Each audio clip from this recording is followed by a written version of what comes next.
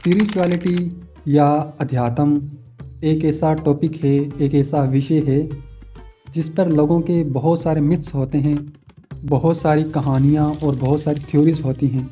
उनमें से एक कहानी ये है कि हनुमान जी ने सूर्य को निगल लिया था। उसके बाद में इंद्र ने अपना वज्र फेंक के मारा और हनुमान जी को उससे चोट वगैरह लगी थी। सबसे पहले आपको एक बात पता होनी चाहिए कि ये कहानी रामायण के अंदर नहीं है, बल्कि रामचरितमानस के अंदर है। फिर भी मैं आपको ये अच्छे से एक्सप्लेन करूँगा। होता इसमें ये है कि ये कहानी एक मोक्ष का रास्ता आपको बताती है, या फिर मोक्ष के बारे में जो हनुमान जी के साथ में हुआ है उस चीज़ के बारे में आपको बताती है।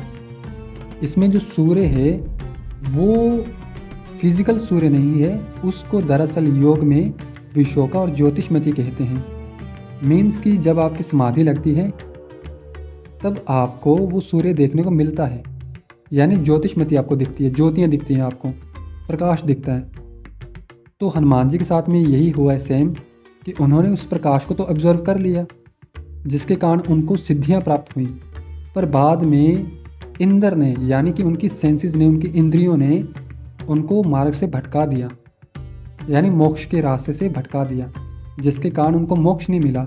इसलिए आप ये कहीं पे भी नहीं पढ़ोगे कि हनुमान जी जो हैं उनको मोक्ष मिला है, बल्कि आप ये देखोगे कि उनके पास में सिद्धियां हैं, मोक्ष नहीं उनके पास में, क्योंकि इंद्रियों ने उनको भटका दिया था।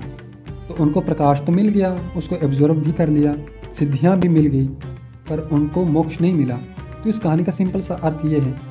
बाकी ये फिजिकल फॉर्म में ऐसा नहीं हुआ, ना रामायण कोई ऐसा दावा करती है। तो स्पिरिचुअलिटी है, उसके अंदर बहुत सारी ऐसी चीज़ें होती हैं जिनके बारे में आपको पता होना चाहिए। कि कई कहानी आपको सिंबल के रूप में बताई जाती हैं, सिंबोलिज्म होता है उसमें।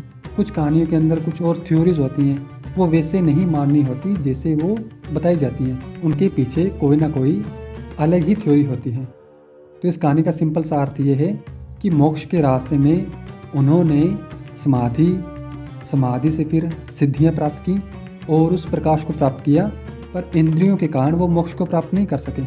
बाकी अगर आपको ये कहानी अच्छी लगी या आपको समझ में आया तो आप मुझे कमेंट में बता सकते हैं कि मैं कौन से टॉपिक पे वीडियो बनाऊं।